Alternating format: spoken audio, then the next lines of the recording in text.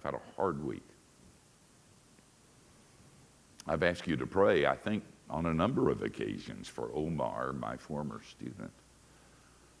Omar's son has leukemia, and they're not sure he's going to make it. A little over a year ago, Omar found out that he had ALS, that's Lou Gehrig's disease, and he died last week.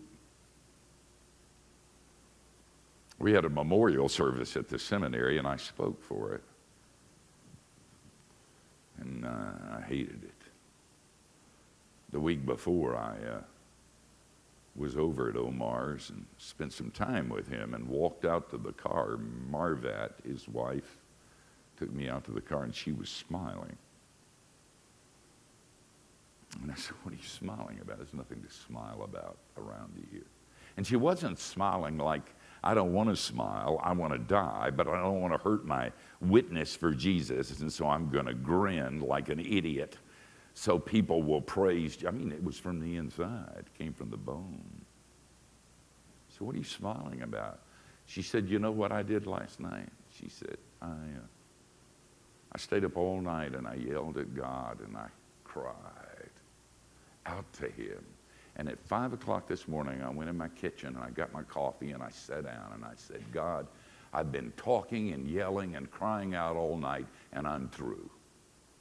Now, it's your turn."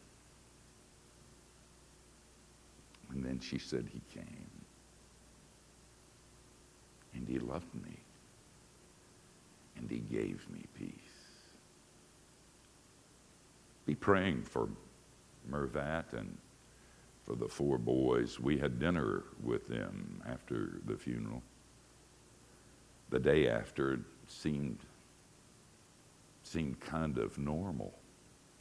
So God's doing. And then this week we got the message that the chairman of the Key Life Board, the ministry for which I work, that their son had been killed in a boating accident in South Florida.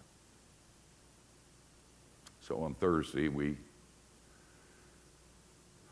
drove down and I conducted the funeral. I didn't kid around. I didn't give any cliches or wonderful answers because I said to them, I don't have any answers. Used to be when I was young and didn't know anything, I had answers for everything. But I've wiped so many tears away and cleaned up the blood after so many suicides and stood beside so many graves and deathbeds that I've learned to be quiet in the face of awesome pain. And then I said this at Omar's service too, there's hope.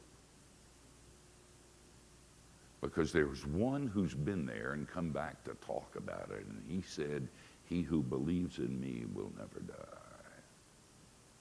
Let not your heart be troubled. You believe in God, believe also in me. I go to prepare a place for you, and I'll come again and receive you unto myself." That's comforting. That gives hope, and even in the midst of the tears, joy, unless Jesus is just a nice rabbi saying things that he doesn't know.